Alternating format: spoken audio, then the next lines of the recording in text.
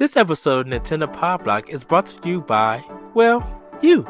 If you want to learn how to support our family of podcasts, head over to patreon.com/bossrushmedia or search for us on the Patreon app on your smart device. Thanks for helping us build something better.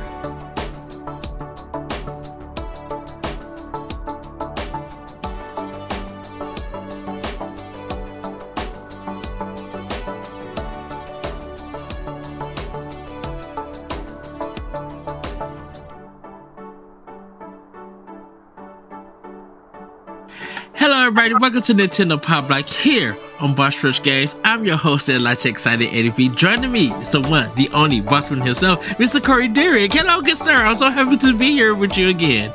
Hello, I'm here. I showed up. I'm ready to podcast. I'm ready to talk about Nintendo because I'm very tired. Not tired, but like there's a lot of negativity around the PlayStation and Xbox stuff going on lately. I'm just ready to not do that right now. So here we are. And of course, it is his turn, everybody. We have the one, the only, Daniel McGar. Hello, good sir. Hey, what's going on? I'm also ready to podcast my heart out. Why not? Yes, we are all back in the building. Last week, me and Daniel podcast. The week before, Corey and Stephanie podcast. And now we're all back together. So we're going to have a great and interesting episode, everybody, because oh my goodness, some good things happen and some wacky things happen just like at the end of this week. So when we get to family news, get ready. But Daniel, how was your weekend? It's been good. So I had to work today, but I got through it. Then recorded something with you, recorded something with Boss Rush writer Josh Martinez, which was pretty fun. And yeah, just been kind of cruising along. Think I am not working tomorrow. Gonna record some more things then. So yeah, been pretty good. Can't complain yet. For your YouTube channel, right? Yep. So I've been doing a series called 1 Hour Gaming, and Josh joined me, and we played through Lufia. Ooh. So if you want to check that out, that'll be out sometime next week, probably Friday. Cool. Hey, you want to put your YouTube channel in the chat over here, just a link to it, so I can put it in the show notes, so people sure. can click on it. Yes. Try to make it as easy as possible for people to, get places. People don't feel like typing in full URLs. They don't feel like clicking 500 buttons. They just want to touch one thing and go. People are, all these kids these days. I'm just kidding. The youth, as we call them. Yeah. The youngins. Youth movement. Yep. Well, Corey, how was your weekend? It's going okay. Just working a lot, trying to figure out some things going on, but overall it's okay. My parents came over today. We played outside with the kids. I took a nap, so that was new. And then my wife and I are caught up on Ted Lasso, so it's been a good weekend so far. Nice. Okay, good. Well, for me, I had this Saturday off, so but I did have to go in to work for a little bit because we got truck on Saturday. This is our last Saturday doing truck. They didn't have no males to help with doing the truck, so I had to go in for a little bit. My manager gave me approval for that, but Friday I had to work at another place that was like 35, close to 40 minutes away from my store. Corey knows about it. I was texting him, and it literally was 11:50 because the place closed at midnight. So it was 11:50, and I'm thinking nobody's gonna be here their alcohol sales that I was able to do. They ended up at 12, but like nobody was really buying alcohol. Folks was still coming in getting like diapers and milk, and I'm like, "Are you serious? It's 11:50 at night." Some dude came in so he could buy some sunglasses. I'm like, "Are you serious? You can't put the mugs on. It's pitch black." I I wear my was sunglasses at night, Ed. The hit That's a song. song. Yeah. which version? The original or the Chicago House version? Because I don't know. You got too deep with the joke, Ed. It's over. Well, I had to just add on to the joke because you mentioned that. I'm just like, which version? Because the Chicago House version, everybody now knows that song because of it. Mm. I wear my sunglasses at night so I can watch you. That song, I did love it back in the day. No, but yeah, it hit 12 o'clock. We was ready to go. I literally, the manager that I barely saw that night was just like, "You could leave now. I gotta wait for my Uber." I ran to my car and dipped off. On my way, getting close to get on the highway to get home, a train hit us.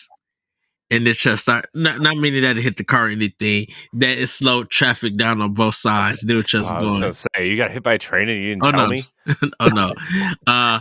So the train leaves. That was like a 15-minute train because it literally slowed down.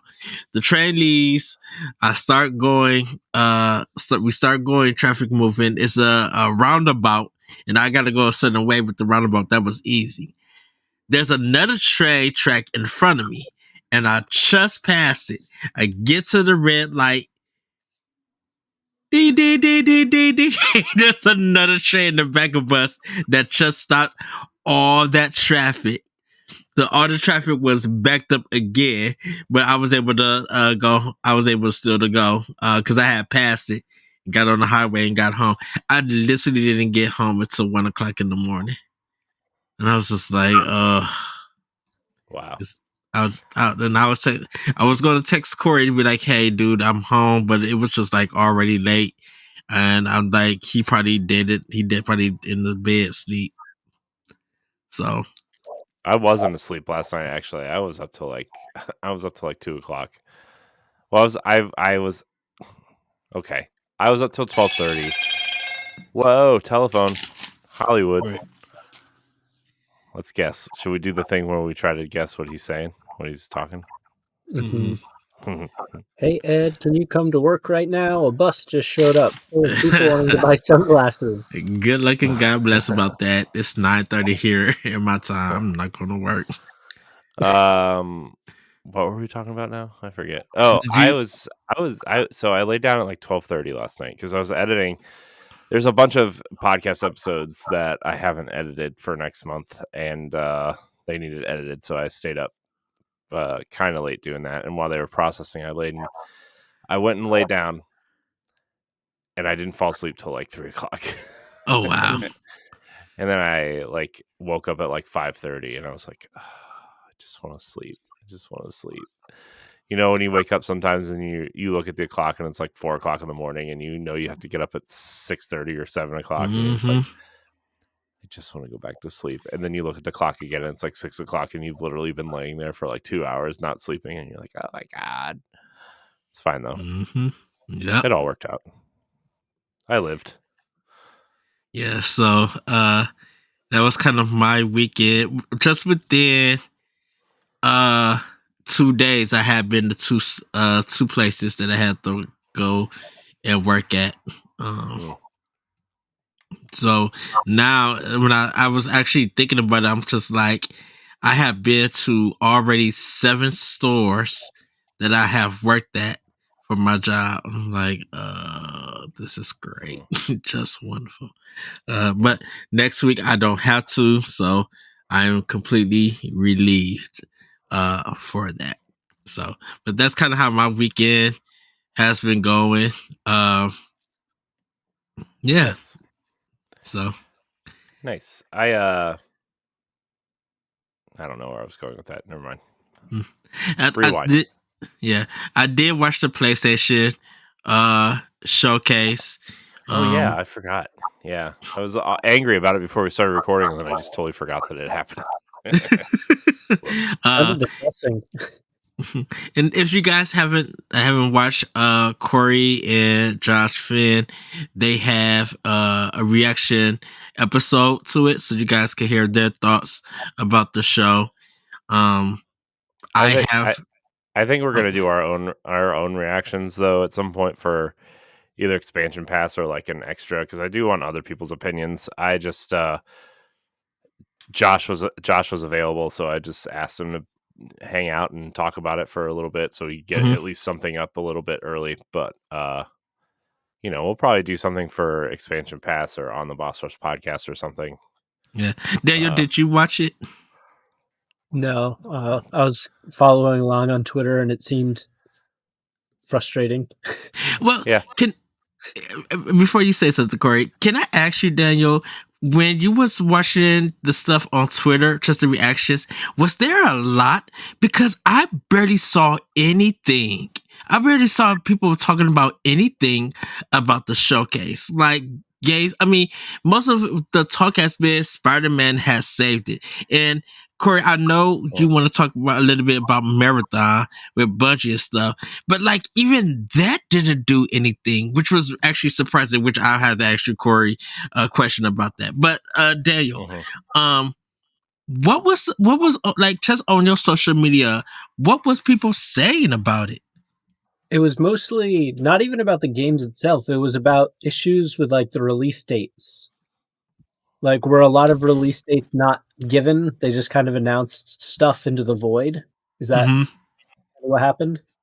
Because that's what I was seeing. A ton of people being like super annoyed and like being like, Nintendo always has like pretty decent like release dates. Yeah. Here are the takeaways, real quick, just from me, just to give you a. So I follow a lot of Xbox people and a lot of Destiny people, right? So, this was kind of the takeaway from it was, boy, PlayStation sure showed a lot of great games I'm going to play on Xbox in the nebulous future, and then Bungie showed a really great trailer for the final shape, like a teaser. And not to bore anybody with Destiny lore or anything, but there's a character in this trailer. It was everybody's favorite character in the series, and arguably still a lot of people's favorite character. That was spoilers, I guess, killed off about 5 years ago in the storyline, and he's in the trailer, and he's apparently a big part of this last expansion for Destiny 2.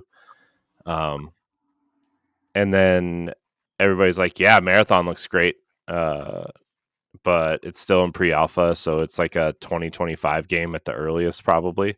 But Bungie kind of told us that already in their, because they release a news thing every week called This Week at Bungie, and they've already kind of talked about this and stuff. And I think Sony just wanted them to show something to I don't know why, but the concept for Marathon looks cool. It's a first person extraction shooter. So if any of you out there played The Division, think about the Dark Zone portion of The Division, or if you're a PC gamer, Escape from Tarkov is pretty popular extraction shooter. And then the I don't know if it really was or not, but Rainbow Six Extraction, I think, was a light extraction shooter, I would say. Yeah. Although there wasn't really a PvP element to it. So, yeah, because they said Marathon has PvP, right? It's like a PvP. It's a PvE shooter.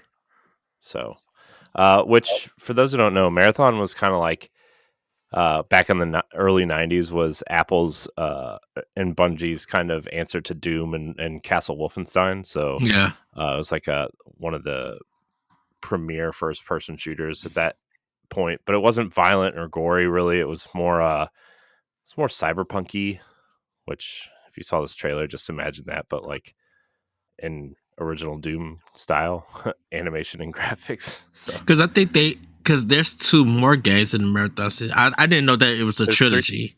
Yeah, there's 3 games. There's Marathon, Marathon Durandal, and then Marathon.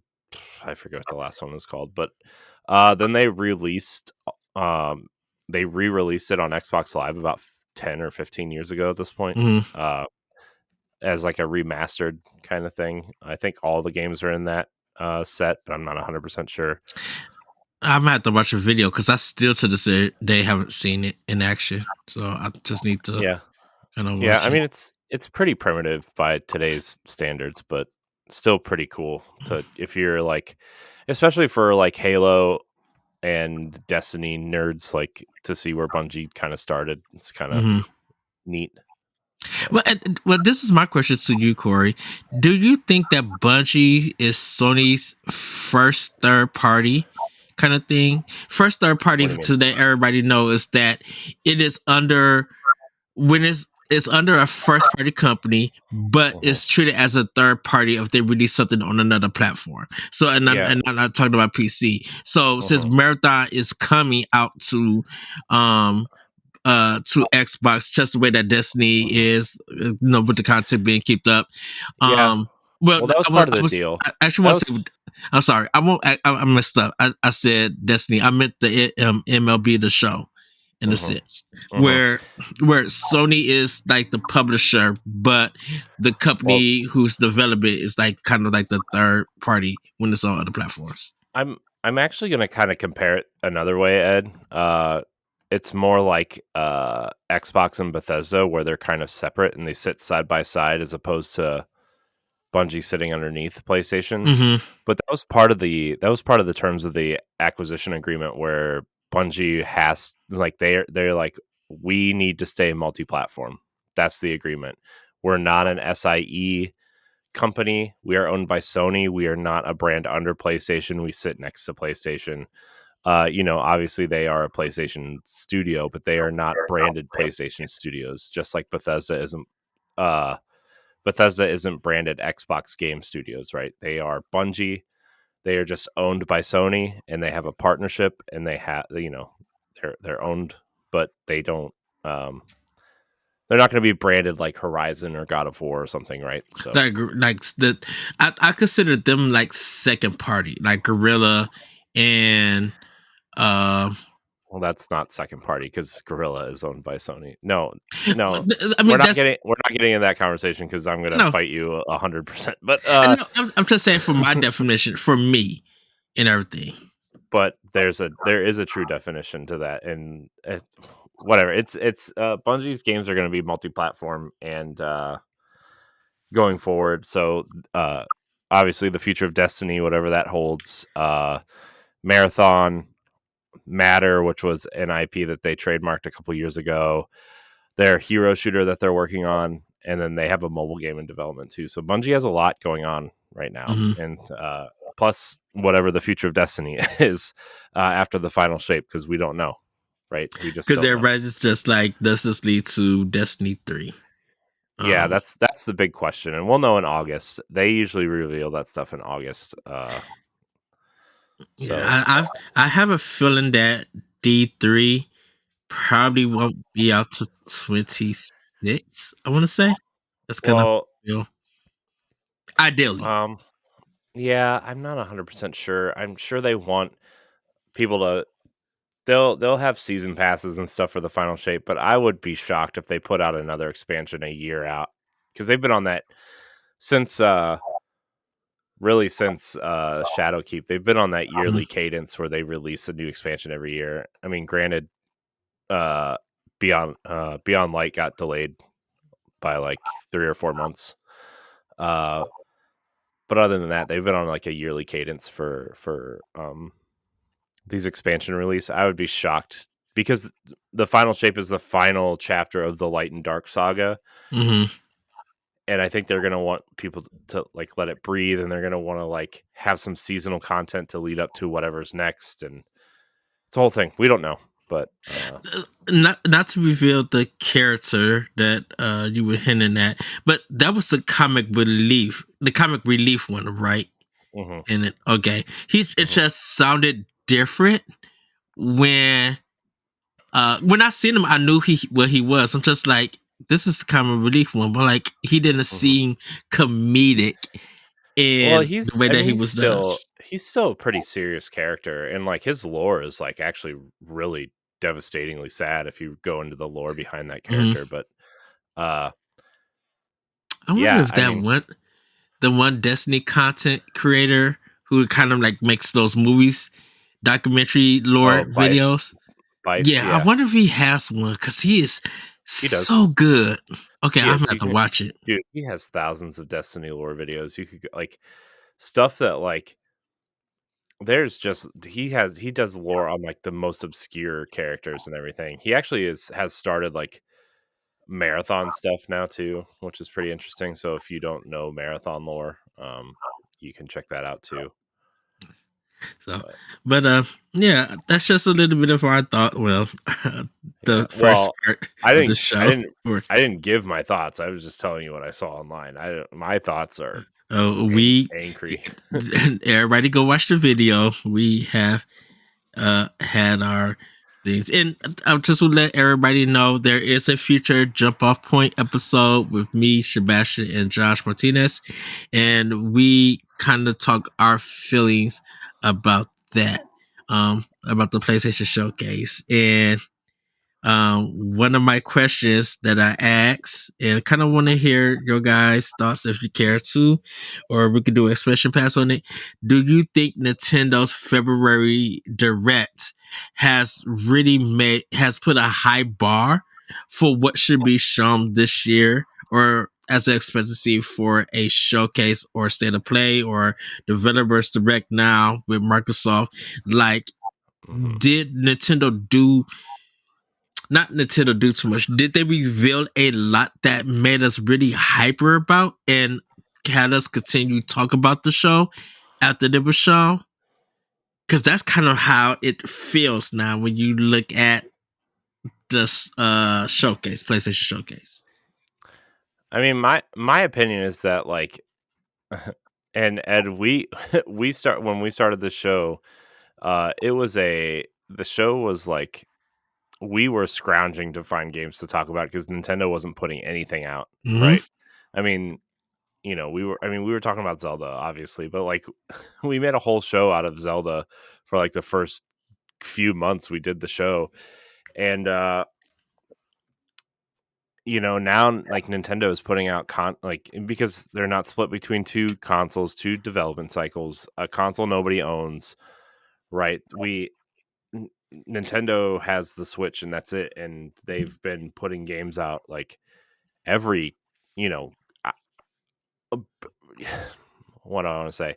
They've been putting games out like one every quarter, a banger every quarter at least. Mm-hmm. In that, and that's being kind of modest about it, right? Like PlayStation and Xbox, like Sony's only first party game this year is going to be Spider-Man, right? Like That's the and hint. the yeah, and like Xbox put out Redfall, and I mean obviously like Starfield and Forza this year, but like we have been kind of as Nintendo fans been blessed with first party support, and and also like besides the rare title like Zelda or Metroid Prime 4 or maybe one or two other like Bayonetta 3, right? Like we've been blessed with the here's the announcement here's the announcement, it's out within 6 months type of deal, right?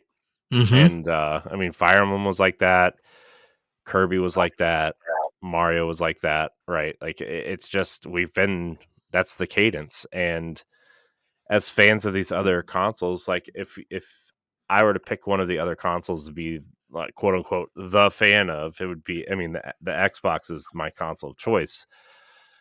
Uh and to watch this, and the person who has the PlayStation 5 to play exclusives on, like I I put in the Discord, I'm like, I don't see a reason to even turn my PlayStation on the rest of the year, you know? I really don't. Like, and I know I'm in the minority of Spider-Man, but I didn't really care for the last one. I mean, I'm like This feels like the Spider-Man game I've been playing for 25 years. I don't know what you know. But yeah, I mean, I was like, "Where's Uncharted?" They totally teased it in that commercial. Where's Sony Ben's game that they literally tweeted about after or the day of They the said showcase. if Days Gone 2 was like announced, it would have been out this month or something. Well, Days Gone 2 is not happening. They're working on a new IP. But Yeah. where's Naughty Dog's multiplayer game? Where's the Horizon multiplayer game that's rumored to be in development? Where's Sony Santa Monica's second project? They could have showed anything, like one more thing, So right? I think Also like Ghost of Tsushima 2. It's been 4 years. Death Stranding 2. They could have shown more of. Right, like it's been 4 years for each of those projects, and the traditional development cycles like about 5 years. Like where are these projects? So And where's it's. Oh, go go ahead, ahead. Corey. I'm sorry. I interrupt. I'm I sorry. was gonna say, like, where's your PSVR support? Like, no offense, I like Queen, but Queen DLC for Beat Saber is not going to sell your headset. And I posted this, and I said I feel this question I put out, and I think I asked Carpool. I think I might ask Carpool Game. I said, or WSAD. I was just like, do you think this PlayStation Showcase is the equivalent to the Nintendo's Partners Direct? Because that's kind of the idea I was getting, and I'm just like, is this what Sony's going to be doing? Like, most of if it's a lot of third party and not too much Nintendo, a lot of third party and indies and a little bit of the first party, it's like a Partners Direct focus show. Ed? And then the regular Nintendo Direct is where you're gonna get a lot of the first party stuff, where it's like State of Play, you'll also get a lot of the first party stuff. Like, I wonder if Sony's going in that route. Here's the thing. If this was the State of Play, I don't think anybody would have cared, right? I really don't think anybody would have cared if they would have just said, this is a State of Play.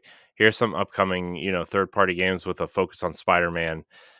But the fact that they used the term showcase, and the last Sony showcase was pretty much a banger, right? I mean, all things considered. And you come out and have, a bunch of games as a service. I mean, they let off with Haven's game, right? Which, whatever. Fair Games with $sign as an S kind of really just like rolled my eyes at that. That's a generic name. Here's the thing. Like, the game sounds okay and looks okay, but like I'm not playing it based on the fact that you use the $sign as an S. Like, that's just, it's on principle at this point. You showed a bunch of trailers with no gameplay, like the Metal Gear reveal, and even Matter. Like, granted, I knew they weren't going to show gameplay for that because Bungie never shows gameplay, but I was actually shocked that Bungie was even in the showcase. And it's just like, and you show like 10 minutes of Spider-Man, which was like your saving grace that they showed Spider-Man, which we already knew about, and they showed Final Fantasy 16 again, which they just did a half-hour State of Play a month ago on that game. Why would you do the same thing? Because it's coming out soon, so they got I don't care. You just did the State of Play. They pay for the marketing, so they're gonna get their money's worth. It's ridiculous. Let's see. It's LeBron, Stephanie, and I have a group chat for Boss Rush podcast, and I'm going through I literally sent them probably like a 200-word text about why the State of Play sucked or the showcase sucked. I said, let's see. Where's your first party single player games expect from PlayStation? Where was Last of Us Factions? Where was Uncharted 5 that they literally teased? Sony Ben's new game that they literally tweeted about after the showcase. Where's the Final Fantasy 7 remake part 2? I forget what it's called. I think it's called Rebirth or something. Where's Team Asobi and their Astrobot VR 2 title that they're supposedly working on? Queen DLC for Beat Saber isn't going to sell headsets. The Project Q is DOA in my opinion, which was that dumb streaming only handheld. I'm like, Nintendo called. They want their Wii U gamepad back. You can't fool anybody by chopping a DualSense in half and slapping it on each A side. question It's so about that: stupid. is that all one thing together, or do you have to put something in it? Yep, it's all one It's all unit. connected, right? So yeah, I mean, so let's see. I said, where's Team Asobi and their Astrobot VR2 DLC? The Project Q, which was like their streaming only handheld, looks so dumb. It's so dumb, right? Like it's so stupid. Like it's literally like a an Android tablet with a sliced DualSense controller on each half, and I don't even know when they announced this rumor or anything. it was a couple months ago. That's been floating around out there. But Sony Santa Monica has a second team working on something. Where was that from Cory Barlog? They have a Twisted Metal game in development. Where was that to coincide with the TV show? Blue Point has teased a ton of projects. Where were those? Death Stranding 2 and Ghost of Tsushima 2. It's been 4 years since both of those games. What is Naughty Dog working on? It's been 4 years since The Last of Us, right? I mean, we know they're working on Factions, but like, what's their other project? I had so many questions, and they didn't even they showed so many games as a service, first party games as a service, right? And they didn't even show that the games that people want, like Horizon or Factions. I mean, you can even throw Twisted Metal in there too, right? And people were mad that they did the Gran Turismo trailer, like the movie trailer. They were just like, "What is this?" I'm like, "They're promoting their movie. Yeah, this is Sony. What, you thought they weren't going to do it?" I know. And then I said, and all the cool stuff they did show or announce had zero gameplay, like the Snake Eater remake, Marathon, Alan Wake 2. Then they spend more time on Final Fantasy 16 and Spider-Man. And, it was just like, oh my gosh, this is ridiculous. And then Xbox came out with a savage tweet like right after that ended with like a graphic with all the games that are coming to Xbox from the showcase. Mm-hmm. It was like all of them except for Spider-Man and like the Helldivers. Yeah, Helldivers looks cool though. I will give Helldivers their due. That was a funny trailer. I was just like, okay, I get the Starship Troopers campiness. Mm-hmm. I'm here for that. Never by Nomada Studios. I love to. I will give Helldivers 2 some credit. They were the shining light in a dark showcase. And it's not like the games themselves were bad that they showed. It's just like you've either already spent a lot of time on these games or the trailers you're showing are no gameplay. And the Bungie stuff aside, which I'm excited for because I'm a Bungie fan, like there was nothing in this showcase for me to think about turning on the PlayStation, right? There's just nothing. And I'm not going to knock the showcase because I thought it was good. And we're going to get into our Nintendo session, everybody. But I really felt like I've seen all of this before. These ideas that you are showcasing, I've seen it before. Okay, never. Yes, as much as I love Nomada Studio, I'm just like, okay, this is Spirited Away meets Princess Mononoke. I get the idea. Mm-hmm. I'm here for it though because it's beautiful. I'm not mad at Sword of the Sea. That looks really cool.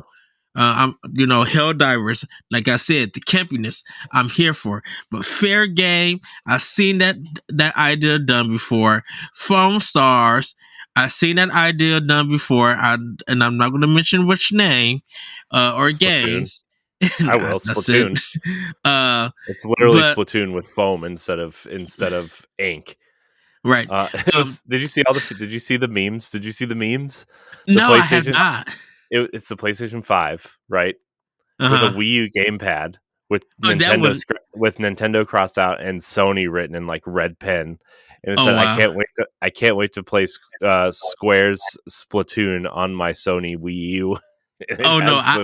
I just send the PS5U on it. That's funny. Yeah, that was.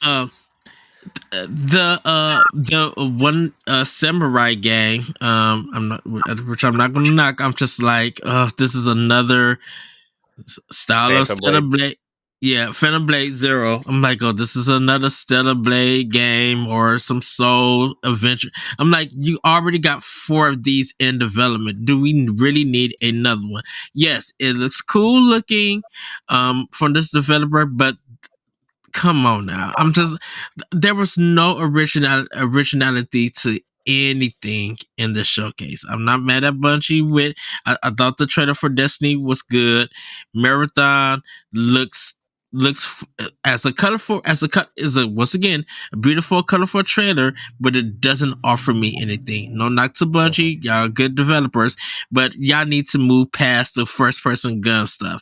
Y'all need to actually literally do something different because Well, I'm gonna bust your buzz there, Ed, because all 5 games in development from Bungie are shooters. So and I'm that's just what they're like, good at, though. I mean, that's what they're good at. It's like that's that's great, but it's for me personally, it's boring, and that really just seems to me that you are a one genre talent developer. I'm not saying you're not good at it, but I feel like you are a company who are fearful for stepping out to try something different. You know, I would so argue that point, but I don't have time right now. so, but I mean that, but yeah, it was a good show, but they could have done better. And I understand, Yeah. like I understand the date stuff, but this is the time that you like should really be like promoting Street Fighter. This is the time you should be promoting Exo Primal because you are the first company who showed off this game by Capcom. Like the stuff that's been showed off and that still haven't came out should have been there.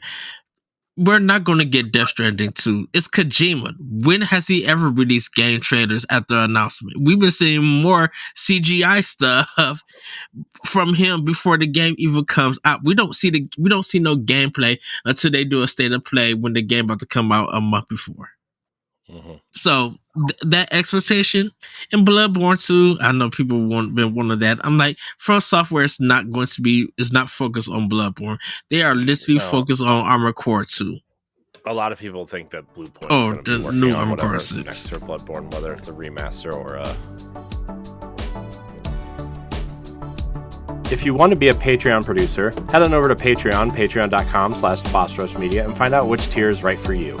Our Patreon producers at the $5 tier or higher for this month are Adriel Munger, Austin Campbell, Celeste Roberts, Christian S., Sana Dierig, Francisco Santillan, and Rebecca Jewell.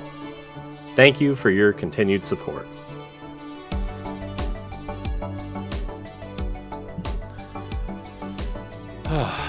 Video games. Am I right?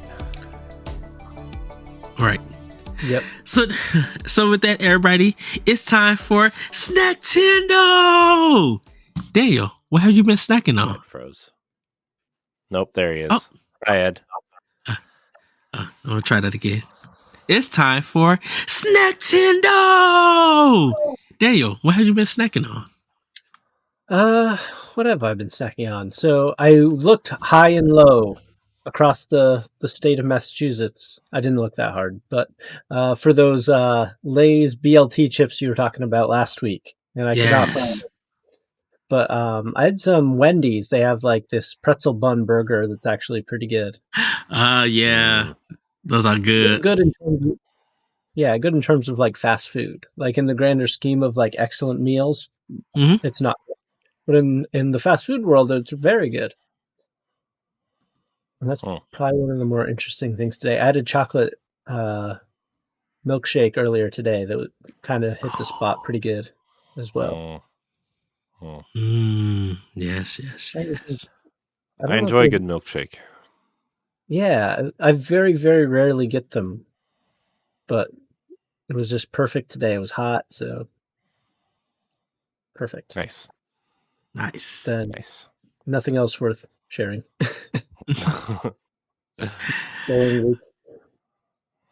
Well, Corey, what have you been snacking on? Let's see. I had Chipotle for dinner tonight, and it was very good. I got that new chicken that they're advertising.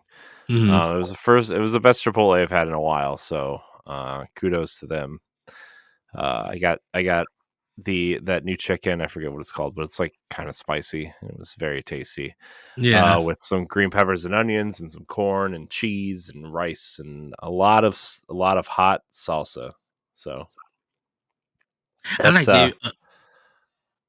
go ahead. Oh, they have a new like vinaigrette kind of dressing or like sauce. It's kind. I like that one that they have. And then gotta get the chips and corn salsa. Gotta get the chips and salsa. So did that, and then my parents came over today, and they brought like this breakfast platter. I haven't eaten it yet, but I'm gonna eat it in the morning. They brought like bacon and sausage and like egg and cheese quiche, which is like, I don't know why they brought it over, but I was like, okay, neat. I'll eat it, sure, but who knows? Who's to say? Oh man, quiche is good though, man. I love Yes. a good egg and cheese quiche with some bacon and sausage. Oh, Yes. so good. So good. Nice.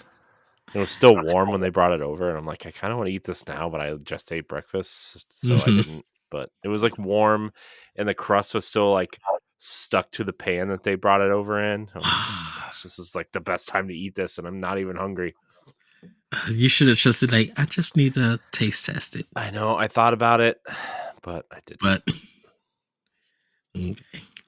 Well, for me, since I was at another store yesterday, there was a grocery store that was connected to it. So I went and got some salmon sushi, but it was a California roll salmon sushi. Which was something completely different because I normally don't see anything like that. The the spicy sauce that they normally drizzle on the sushi, they put it in a cup. And the cup is those kind of like, I don't know if you guys have seen it, but they're like that white thin cup that people put coleslaw in or something. They had a little bit of that in.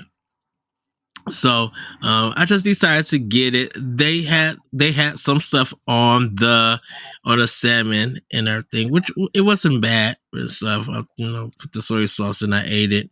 But I did see some new snacks at the place that I was working at. Someone brought up some Doritos hot mustard flavor, and I'm like, what the world? I've never. They sometimes some of our stores sometimes sell different items than what we would normally sell at some times. So I seen that. I'm like, if it was Doritos honey mustard, I would get, but it's hot mustard, and I can't do hot mustard. I just uh, my tongue is sensitive. I would say that. Uh, but it was kind of like cool seeing some of the snacks that they had there and everything. But that's pretty much all that I snacked on with.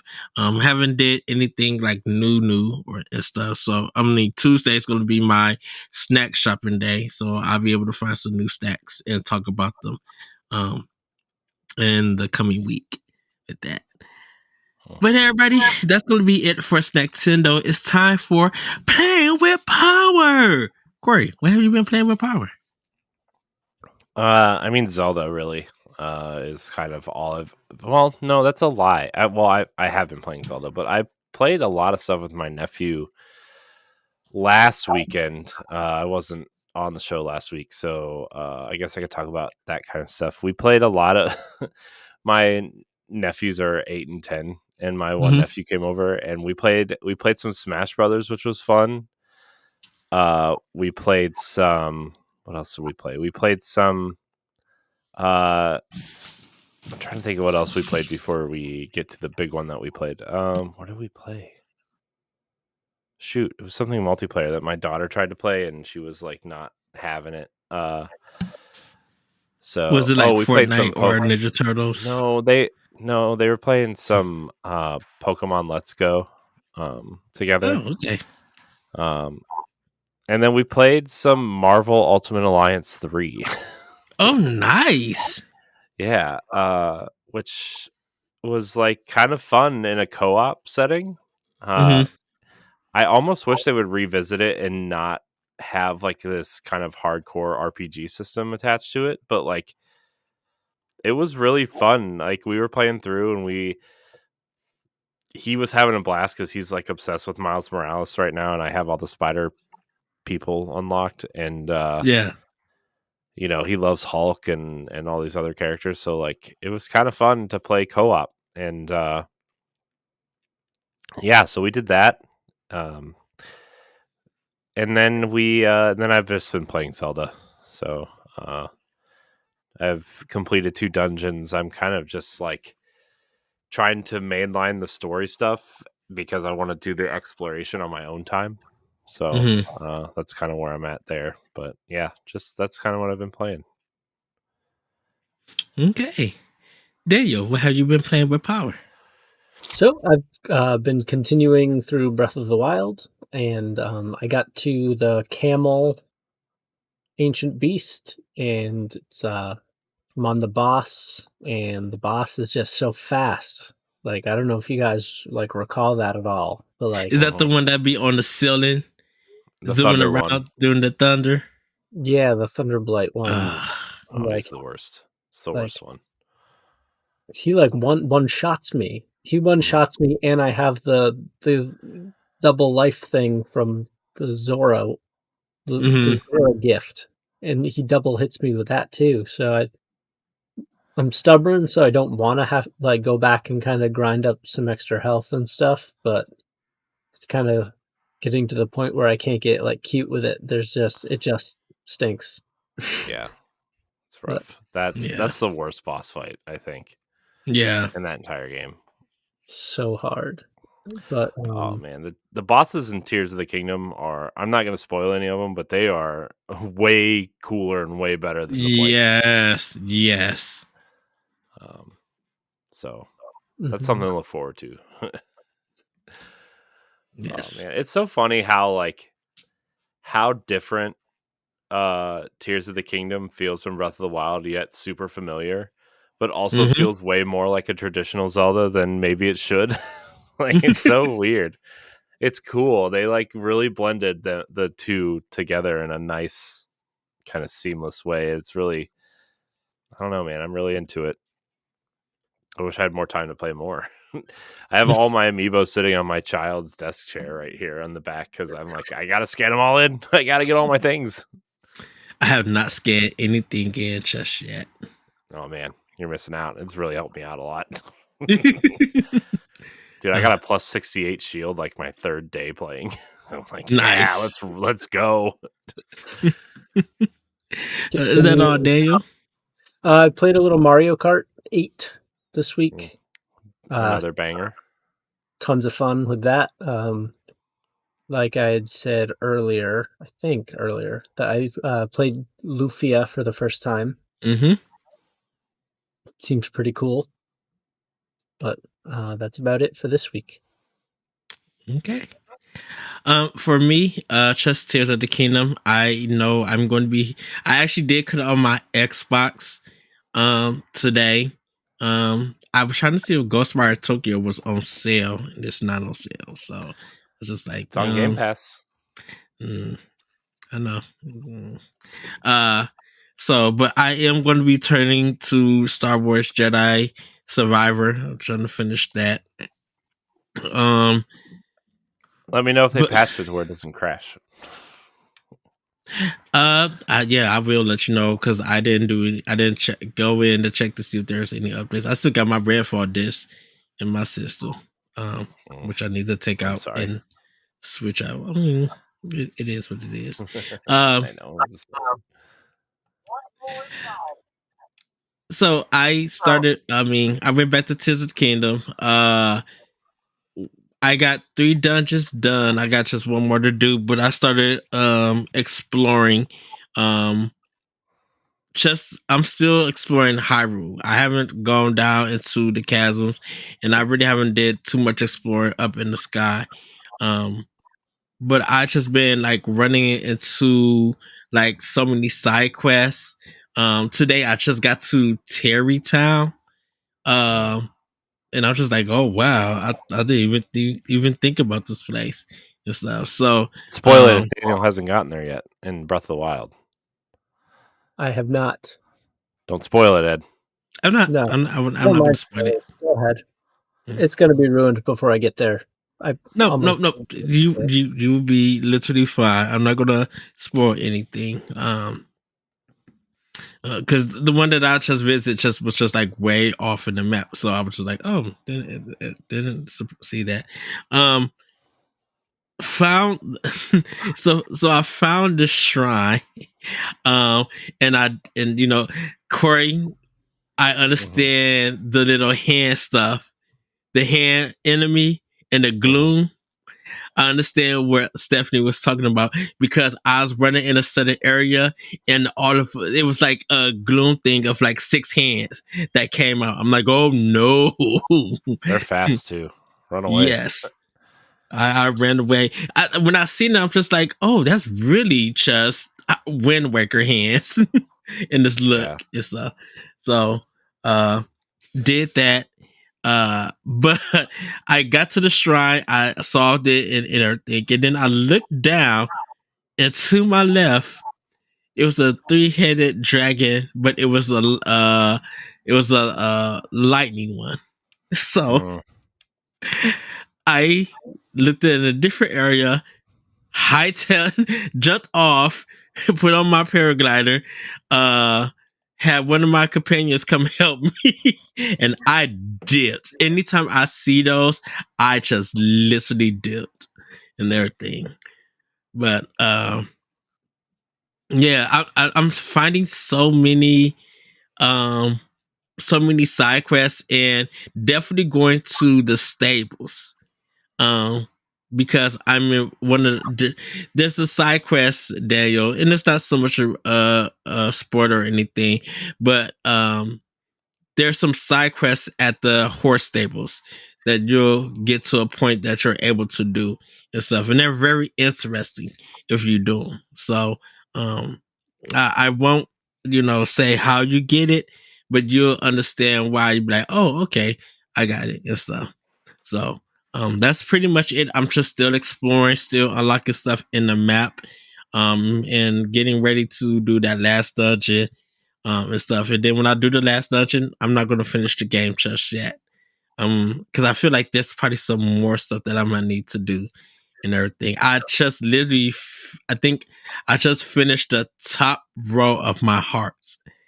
Uh, so I think I'm gonna start on my bottom one a little bit later. But I'm like, once I get another 4 pieces from the shrines, I'm going to be doing my stamina because I've been doing heart stamina, heart stamina, heart stamina, and stuff. And if I get a full heart, I mean, there's points where you'll get a full heart.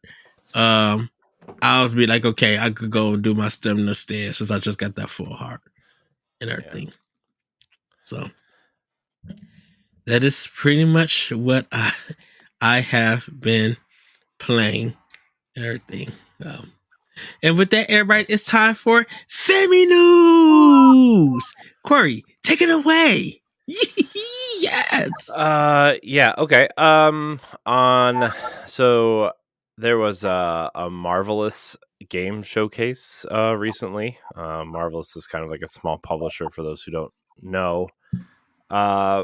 But I know Ed's excited for at least one of these, probably more. But on May 26th, publisher Marvelous had a 30-minute presentation that announced new games that are coming in 2023 for Japan, Europe, and the US. They announced and premiered a new Story of Seasons and 2 Rune Factory games. Now, if you're hearing this, yes, a magical twirl and a yes in the air. That's Ed reacting with a glee as Daemon X Machina, the Switch console exclusive mech game, is receiving a sequel titled Daemon X Machina Titanic Scion. No gameplay or graphics were shown nor what platforms it is coming to at this time. The Xseed Games showcase or the Marvelous Games showcase is on the Xseed Games YouTube channel. You can check it out. It's very happy for you, Ed. That's all I have to say. Yes, I want to say something about this one is a really good showcase. And people, I know some people are not interested in Marvelous and some of their games, and it is like very Japanese focus in a sense. But they brought out the creators and directors, and there is a voice actor that kind of helps narrate it. The CEO and president of Marvelous is also hosting it and everything. But there's a Room Factory game that's dealing with dragons and stuff. It's kind of like an action adventure style game. It's really really nice. What I like about this, and I think this is what's when I'm quickly just gonna say this, what the PlayStation Showcase was missing.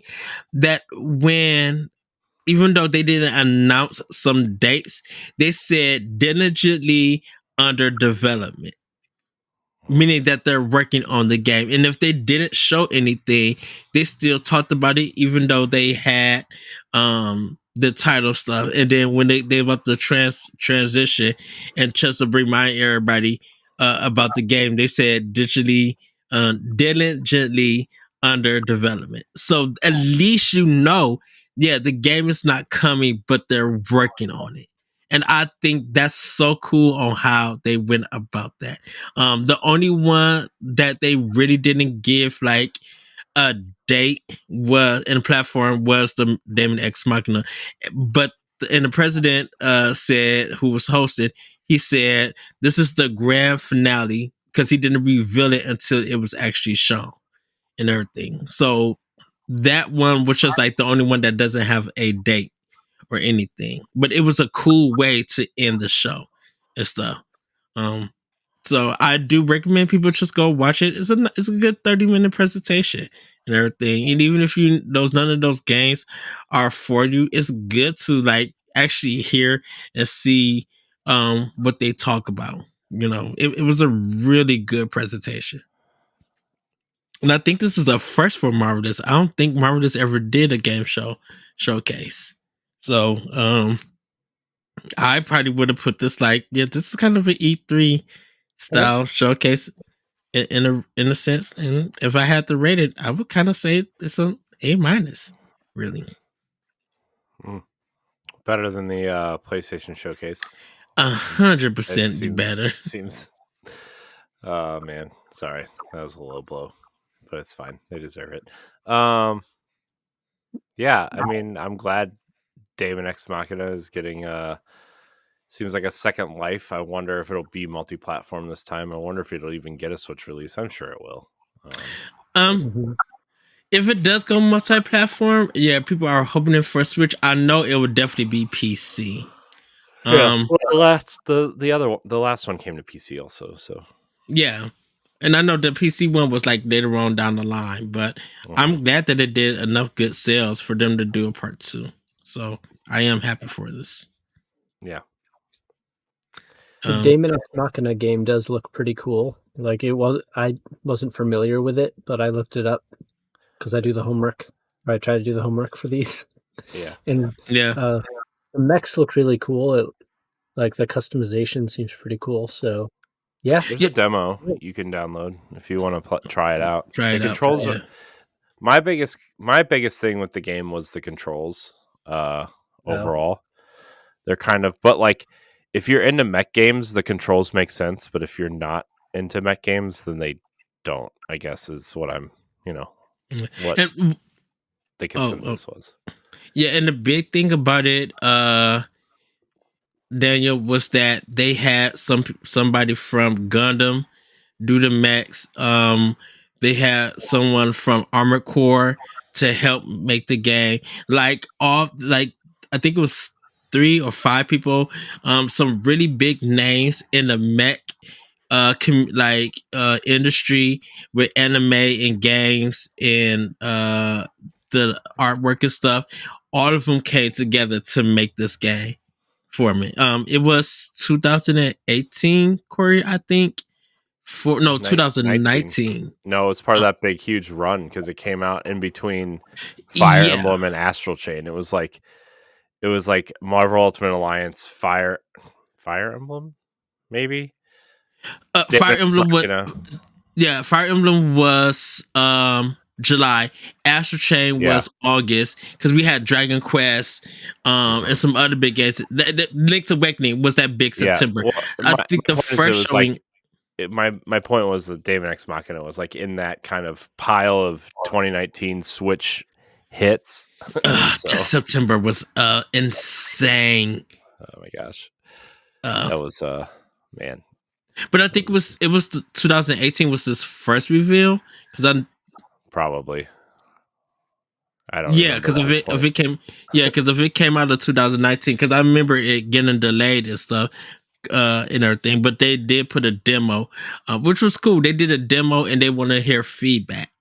And so, and with the feedback, they delayed it for a bit so they could fix stuff. So that was really cool. But I remember that was, I think that because they were showing Smash at the end, but I think that Daemon X Machina was like my game of E3. Like, and me and Corey have a reaction to it. I could not stop talking about that game. Just the trailer looks so good. So yeah, Mm-hmm. so just so happy that it got a Yeah. sequel. Uh, uh, so yeah, our next story has to do with the GBA Nintendo Switch Online stuff. Nintendo has updated the Game Boy Advance section of their NSO expansion pack service. Super Mario Advance Collection contains Super Mario Brothers 2 and the classic arcade Mario Brothers, Super Mario World, and Yoshi's Island are all coming in their Game Boy Advance forms. These games offer multiplayer for up to 4 players, new graphics and levels, etc. This is, in my opinion, this is the best way to play Super Mario Bros. 2. This is the worst place to play Yoshi's Island. I think is the so. But yeah, I mean, are you guys gonna check these out? I updated for those games to be in. I started part of the Game Boy Advance one of Super Mario Bros. 2, but I have not like got a chance to like really dig in and stuff. I do want to play it because I never got to play it on GBA. And it feels This is the like there's first game some I owned for it. it feels like there's some different stuff to it because um there's a point system. There's like certain coins that you get. Like they added more to it, and I got a heart and like grew like it was a mushroom. I'm like, wait a minute, that's weird because they of course they didn't have that in Super Mario Brothers 2. The heart would give you energy, but it would never make you grow or anything like that. Mm-hmm. I'll probably check these out eventually. Definitely not near the top of the list. Again, more as more of an RPG person. Don't generally play that many Mario games, but probably somewhere down the road when I just have some free time to just mess around, I'll check them out. Have you tried to go to Sun um on it, Daniel? Not on the Switch, no. Okay. Originally, yes, of course. Okay. Fantastic game. Yeah, I mean, I like Super Mario Brothers 2. I think that's the best way to play it. So, I'll get around to it at some point. So, the last Before I'm sorry, Greg, before you go on, is that the third version of Super Mario Bros. 2 that's on Switch? yeah, because there's one in the Super Mario All Stars that came to Super Nintendo. And then the NES one is on. Mm-hmm. Again, the GBA. Okay. Yep. So yeah, much improved over the Super Nintendo version, in my opinion. The last that's not it. The last story we have here. Nintendo issues Valve a DMCA for the Dolphin Emulator. So before I get into this description, the emulator is not illegal. It's the ROMs that are illegal. And so Valve doesn't have to do anything for this. I'm pretty sure. Not a lawyer, everybody. But the ROMs are the illegal part, and Valve does not issue the ROMs. They just issue the emulator. So I'll get into the description now. In March of this year, a team who was behind the GameCube and Wii emulator, known as Dolphin, was planning to release it on Steam. It is now indefinitely postponed as Valve was sent a DMCA for the unreleased software. The Dolphin team made a statement saying, "It is with much disappointment that we have to announce that the Dolphin on Steam release has been indefinitely postponed. We were notified by Valve that Nintendo has issued a DMCA against Dolphin's Steam page and has removed Dolphin from Steam until the matter is settled. We are currently investigating our options and will have a more in-depth response to the near future. We appreciate your patience in the meantime." Some people are mad as they tweeted their frustration out, but we'll see what happens in the future. So for those who don't know, Dolphin is kind of the premier emulator for. I think they're up to 4K emulation for GameCube, Wii, and they do some Wii U, but that's more CMU, the Wii U emulator. But a lot of people have been contributing to this emulator to get 4K assets and gameplay and 60 frames a second for most games for GameCube and Wii. The games look phenomenal. They look great. But yeah, I mean, I see why Nintendo is upset because obviously they want to protect their IP and they're pretty aggressive towards these types of things. And I'm sure Valve doesn't want to fight Nintendo if they don't have to. So, Daniel, I'm going to go your way first. How do you feel about all this? Yeah, I think, I don't know. It's like, obviously, if they're going to be releasing it on Steam, people are going to be going after the ROMs for it. Like, what else would one be doing with that? Mm-hmm. So, like, I kind of get going after it, but I don't know. It's so, if everything was just available, we wouldn't even be having this talk. Yeah. Like, if they just ported everything from the distant past to the Switch, like Mm-hmm. bump up their online systems, like we were just talking about, we wouldn't even be doing this because they'd just be there.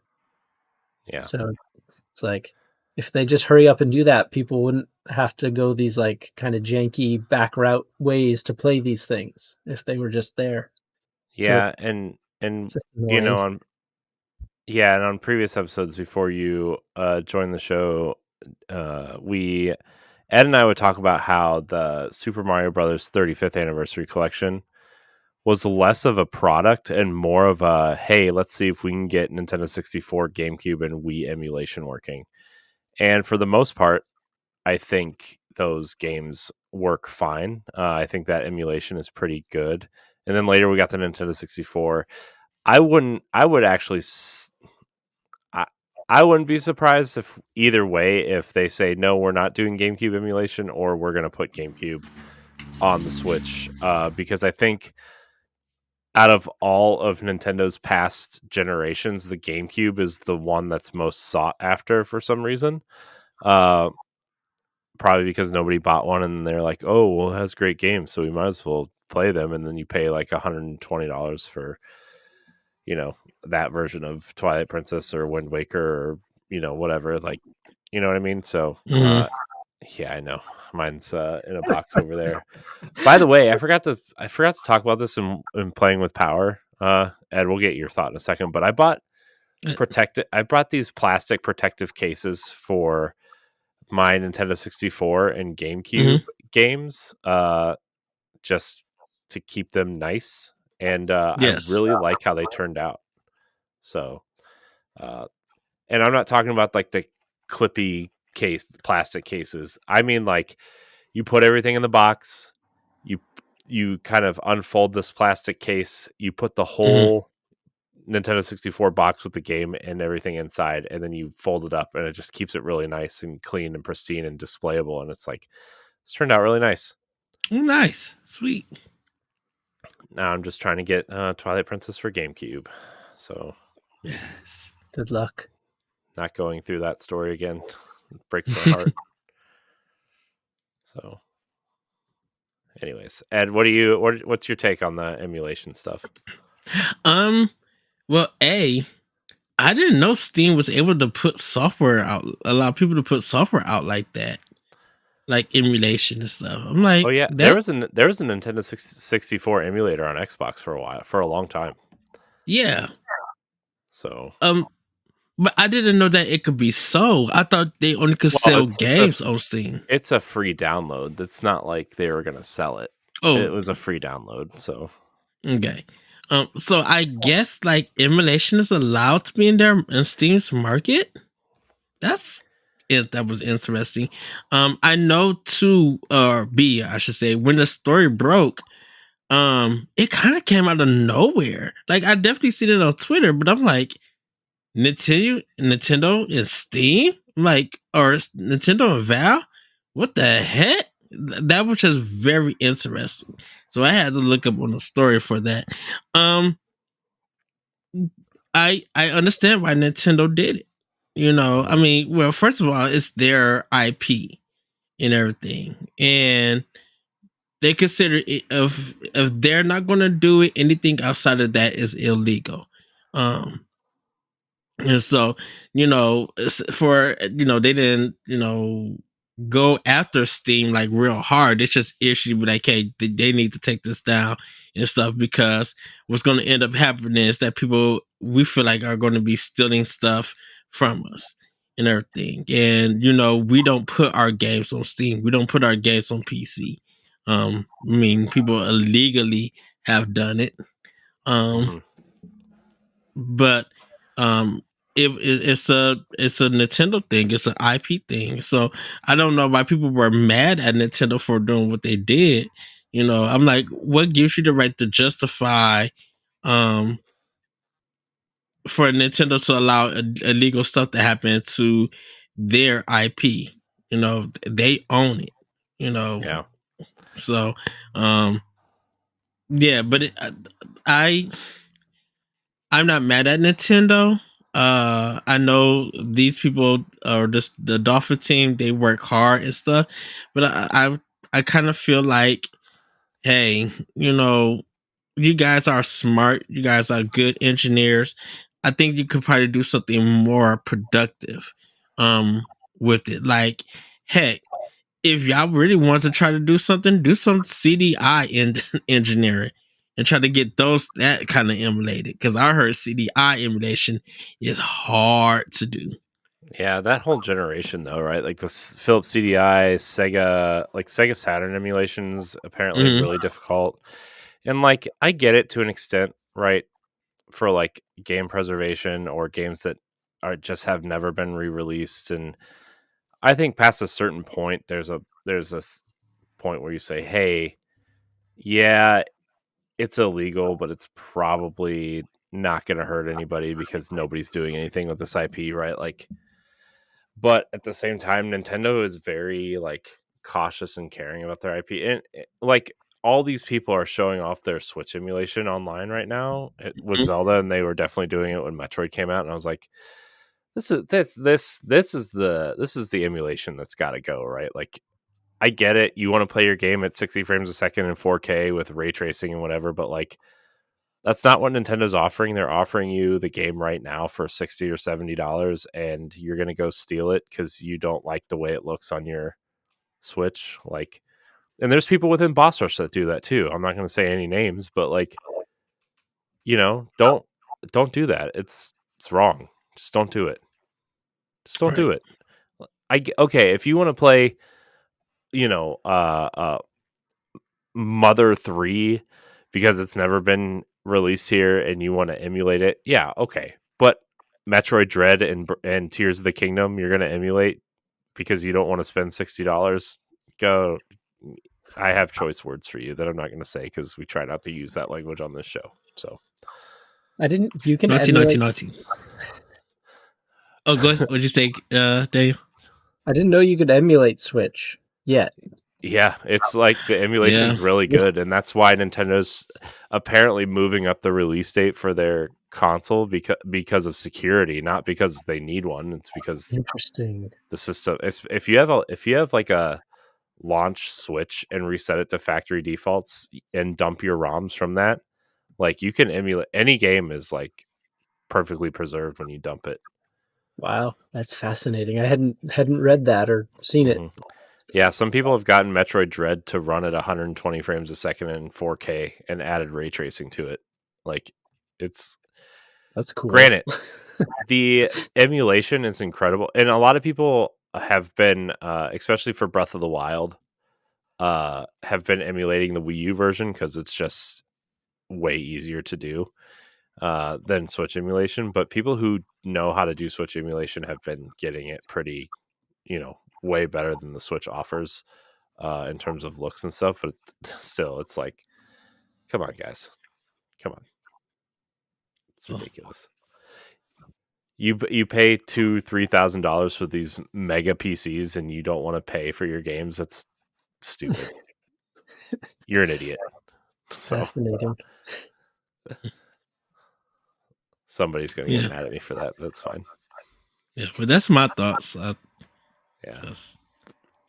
And that doesn't just go for Nintendo either, right? That goes for any console, right? No, that goes for Nintendo because I don't know who's emulating or still anything for Sony and Microsoft. Oh, people are emulating trying to get PlayStation 3 emulation.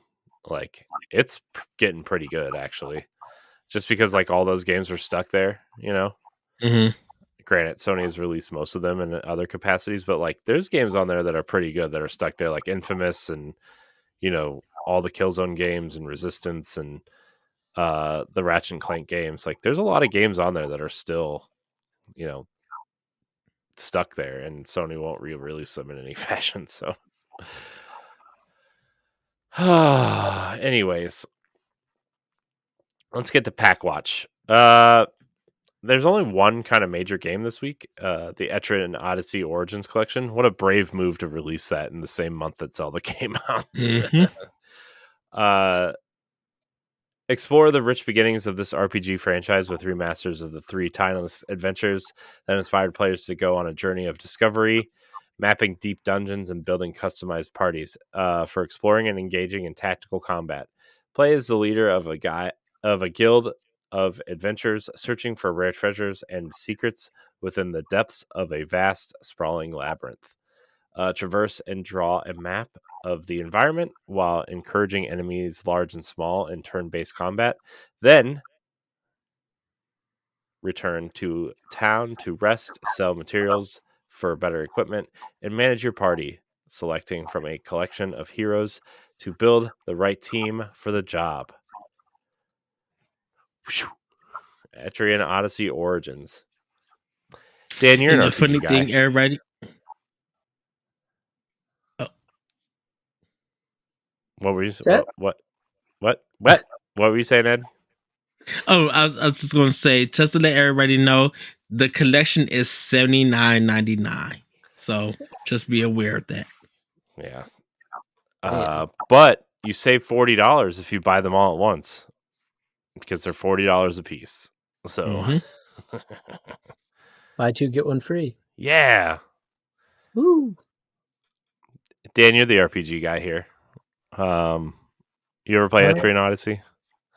No, and just looking it up, I'm not sure it would quite be my cup of tea, but could surprise me, I suppose. It almost looks like a souped up RPG Maker.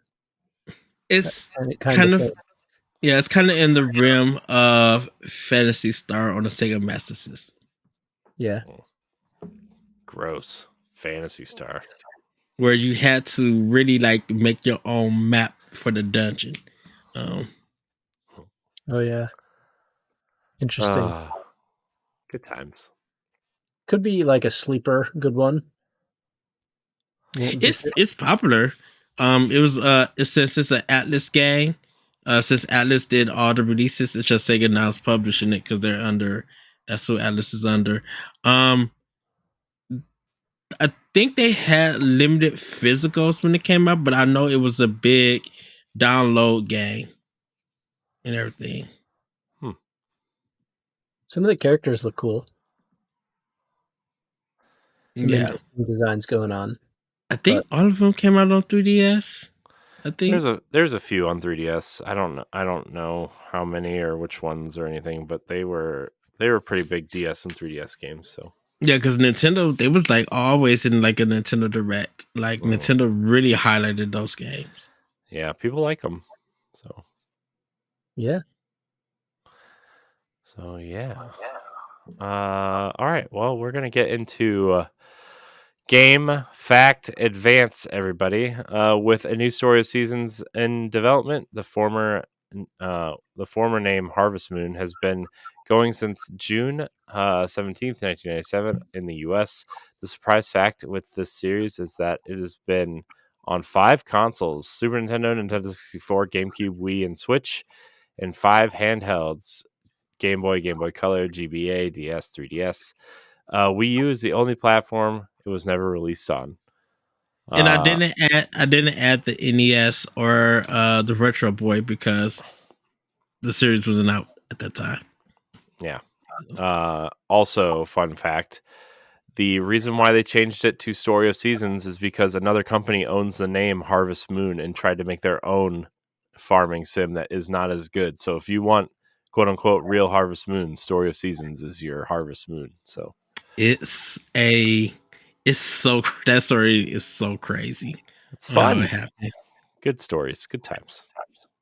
Not so many. What's the wrestling game? I don't know. How do we get to wrestling? We were talking about farming. Right, Natsume made a wrestling game for Super Nintendo, so that's why. You're asking the wrong person here. I have to ask Josh Martinez. He would know. Yeah, ask Josh. I don't know. Ask Josh. Why are you asking me? You know me, Ed. You shouldn't be asking me questions. I have to. Fire Pro Wrestling. That's what it was. Oh, I guess I probably could have come up with that, but I didn't. So fail, I guess. Weird. That's it. That's all I got. That's all the notes. Okay. Well, everybody, that is going to be it for this episode of Nintendo Pow Block. I hope you all had a great Memorial Day. We will be celebrating. By the time you guys see this, we would have already celebrated in our own way. But with that, have a great week, have a great weekend, and we'll see you next time on Nintendo Pow Block. Bye, everybody. Woohoo! Bye. Goodbye. Nintendo Pow Block is a product of Boss Rush Media, LLC, and is recorded from our headquarters in Akron, Ohio. The show is hosted by me, Edward Varnell. My co-hosts are Corey Derrick and Cordy Yikes. You can find Corey at I Am Corey in HD on Twitter and Instagram, as well as hosting the Boss Rush Podcast and Tower Casuals, the Destiny Podcast. You can find Cordy at Cordy_Yikes on Twitter, TikTok, and Instagram. You can find me at That Richard Cole on Twitter and Instagram. Follow Nintendo Pow Block on all social media platforms at Pow Block Podcast. You can also follow Boss Rush Media and Boss Rush Network on all major social media platforms. Join the Boss Rush Network Discord and Facebook groups to interact with other friends and fans. Visit bossrush.net for more great content and patreon.com/bossrushmedia to learn how you can support this show. Thanks for listening, and we'll see you next time.